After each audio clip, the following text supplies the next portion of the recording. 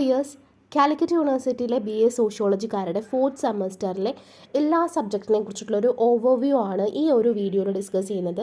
ഇതിൽ paper names സംസാരിക്കുന്നുണ്ട്, അതുപോലെ തന്നെ സിലബസിനെ കുറിച്ചിട്ടും ചാപ്റ്റേഴ്സിനെ കുറിച്ചിട്ടും അതിൽ നോക്കേണ്ട ഇമ്പോർട്ടൻറ്റ് ഏരിയാസിനെ കുറിച്ചിട്ടൊക്കെ തന്നെ നമുക്ക് ഡിസ്കസ് ചെയ്യാം. അപ്പോൾ ചാനൽ ആദ്യമായിട്ട് കാണുകയാണെന്നുണ്ടെങ്കിൽ സബ്സ്ക്രൈബ് ചെയ്യുക. BA സോഷ്യോളജിയുടെ വീഡിയോസൊക്കെ തന്നെ ഇനി റെഗുലറായിട്ട് അപ്ലോഡ് ചെയ്യുന്നതായിരിക്കും. ടോട്ടൽ 4th സെമസ്റ്ററിൽ നിങ്ങൾക്ക് 5 പേപ്പേഴ്സാണ് പഠിക്കാനുള്ളത്. 2 പേപ്പേഴ്സ് എന്ന് പറയുന്നത് ലാംഗ്വേജ് പേപ്പേഴ്സാണ്. ഫസ്റ്റ് വൺ എന്ന് പറയുന്നത് കെലോഡോസ്കോപ്പ് ആണ്, അതായത് songs and stories of our world എന്ന് പറയുന്നതും, അതുപോലെ സെക്കൻഡ് ലാംഗ്വേജ് അത് മലയാള സാഹിത്യം 4 ആവാം, അല്ലെങ്കിൽ അറബിക് ലിറ്ററേച്ചർ ആവാം. നിങ്ങൾ എടുത്തിരിക്കുന്ന സബ്ജക്റ്റ് റിലേറ്റ് ചെയ്തിട്ടാണ് അതിരിക്കുന്നത്. അതുപോലെ ഇൻട്രൊഡക്ഷൻ ടു സോഷ്യൽ റിസർച്ച് എന്ന് പറയുന്നതാണ് നിങ്ങളുടെ ഒരു കോർ പേപ്പർ എന്ന് പറയുന്നത്. അടുത്തൊരു കോർ പേപ്പർ എന്ന് പറയുന്നത് സോഷ്യോളജി ഓഫ് കേരളമാണ്. അപ്പോൾ ഇത് രണ്ടെണ്ണമാണ് നിങ്ങളുടെ സോഷ്യോളജി റിലേറ്റ് ചെയ്തിട്ടുള്ള മേജർ ആയിട്ടുള്ള കോർ പേപ്പേഴ്സ് എന്ന് പറയുന്നത്.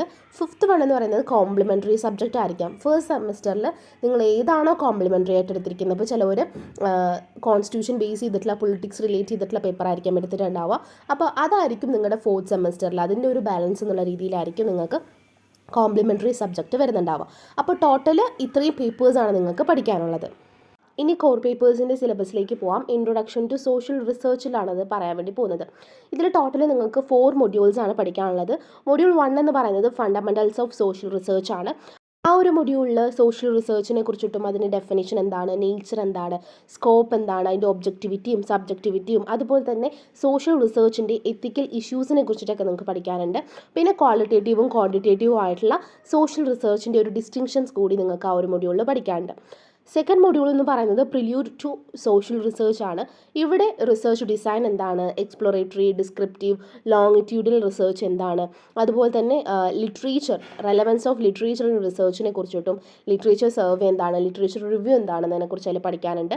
ഒരു റിസർച്ച് പ്രോബ്ലം എങ്ങനെ ഫോമുലേറ്റ് ചെയ്തെടുക്കണം, അതിൽ റിസർച്ച് ക്വസ്റ്റ്യൻസ് എന്താണ്, അതിൻ്റെ ഒബ്ജക്റ്റീവ്സ്, ഹൈപ്പോത്തിസിസ്, കൺസെപ്റ്റ്, വേരിയബിൾസ് ഒക്കെ തന്നെ ഈ ഒരു സെക്കൻഡ് മൊഡ്യൂളിനകത്ത് നിങ്ങൾക്ക് പഠിക്കാനുണ്ട്.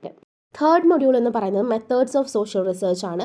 അവിടെ ഡാറ്റ കളക്ഷനെ കുറിച്ചിട്ടും അതിൻ്റെ റിസർച്ച് മെത്തേഡിനെ കുറിച്ചിട്ടും സാമ്പിളിങ്ങിനെ കുറിച്ചിട്ടൊക്കെയാണ് പറയുന്നത്. അപ്പോൾ പ്രൈമറി ഡാറ്റ, സെക്കൻഡറി ഡാറ്റ, അതുപോലെ ടെറിഷറി ഡാറ്റ എന്താണെന്നൊക്കെ, സോഴ്സസ് ഓഫ് ഡാറ്റയെ കുറിച്ചിട്ടും, അതുപോലെ റിസർച്ച് മെത്തേഡ്സ്, അതായത് ഒബ്സർവേഷൻ ആവട്ടെ, ഇൻ്റർവ്യൂ ആവട്ടെ, സോഷ്യൽ സർവേ ആവട്ടെ, അതുപോലെ തന്നെ എത്നോഗ്രഫി അല്ലെങ്കിൽ oral history, tools of data കളക്ഷനൊക്കെ എന്താണെന്നൊക്കെയാണ് റിസർച്ച് മെത്തേഡിനകത്തായിട്ട് പഠിക്കാനുള്ളത്.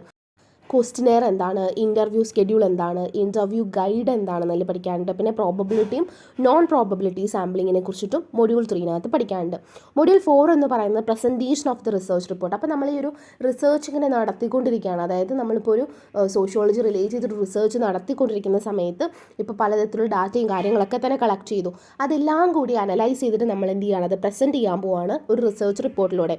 അതിൽ റിപ്പോർട്ടിംഗ് എന്താണ്, മോണോഗ്രാഫ്സ് എന്താണ്, ഡിസർട്ടേഷൻസ് ആൻഡ് പ്രൊജക്റ്റ് റിപ്പോർട്ട്സിനെ കുറിച്ചിട്ടും, അതുപോലെ തന്നെ റിസർച്ച് റിപ്പോർട്ട്സിൻ്റെ സ്ട്രക്ചറും കോമ്പണൻസിനെ കുറിച്ചിട്ടും, റെഫറൻസിങ് എന്താണ്, ബിബിലോഗ്രഫി എന്താണ്, ഇൻഡെക്സിങ്ങും, അതുപോലെ തന്നെ പ്ലേജറിസം റിലേറ്റ് ചെയ്തിട്ടുള്ള ഇഷ്യൂസിനെ കുറിച്ചിട്ടൊക്കെ തന്നെയാണ് presentation of the research report എന്ന് പറയുന്ന ആ ഒരു ഭാഗത്ത് നമുക്ക് പഠിക്കാനുള്ളത്. അപ്പോൾ ടോട്ടലായിട്ട് ഈ ഒരു കാര്യങ്ങളൊക്കെയാണ് ഈ ഒരു പേപ്പറിൽ നിങ്ങൾ പഠിക്കുന്നത്. ഏറ്റവും സിമ്പിളായിട്ടുള്ള ഒരു കോർ പേപ്പർ കൂടിയാണ് ഇതെന്ന് പറയുന്നത്.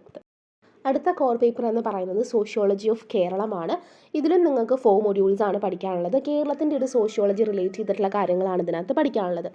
ഫസ്റ്റ് മൊഡ്യൂൾ എന്ന് പറയുന്നത് socio cultural processes and origin of Kerala society.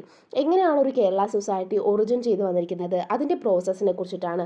അതിൽ സംഘം ഏജിൻ്റെ ലൈഫും കൾച്ചറിനെ കുറിച്ചിട്ടും, ചേര ചോള പീരീഡിനെ കുറിച്ചിട്ടും, അതുപോലെ തന്നെ ബുദ്ധിസം, ജൈനിസം, അതുപോലെ ബ്രാഹ്മണിക് ഇൻഫ്ലുവൻസിൻ്റെ എമർജൻസിനെ കുറിച്ചിട്ടൊക്കെ തന്നെയാണ് പറയുന്നത്. Geographic specialities of culture of നമ്മുടെ മലനാട്, ഇടനാട്, തീരദേശം, അതിനെയൊക്കെ തന്നെ അതിനെക്കുറിച്ച് പറയുന്നുണ്ട്. കൊളോണിയൽ ഇൻഫ്ലുവൻസിനെ കുറിച്ചിട്ടും കൊളോണിയൽ അഡ്മിനിസ്ട്രേഷൻ്റെ ഇമ്പാക്റ്റിനെ കുറിച്ചിട്ടും ഫസ്റ്റ് മൊഡ്യൂളിൽ ഡിസ്കസ് ചെയ്യുന്നുണ്ട്. സെക്കൻഡ് മൊഡ്യൂൾ എന്ന് പറയുന്നത് salient features of social institutions of കേരളയെ കുറിച്ചിട്ടാണ്. അതിൽ forms of changes in marriage, അതുപോലെ family among Hindu, Christian, Muslims, കാസ്റ്റിനെ റിലേറ്റ് ചെയ്തിട്ടുള്ള കുറേ കാര്യങ്ങൾ പറയുന്നുണ്ട്.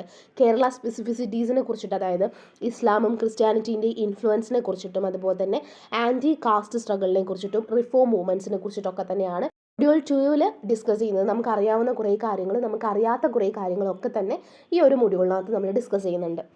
മൊഡ്യൂൾ 3 എന്ന് പറയുന്നത് ട്രാൻസ്ഫോർമേഷൻസ് ഇൻ കേരള സൊസൈറ്റി. അപ്പോൾ ഇത്തരം കാര്യങ്ങളിലൂടെ വന്നിട്ടുണ്ടായിരുന്ന ഒരു സൊസൈറ്റീനെ എങ്ങനെ ട്രാൻസ്ഫോം ചെയ്തു എന്നതിനെ കുറിച്ചിട്ടാണ്.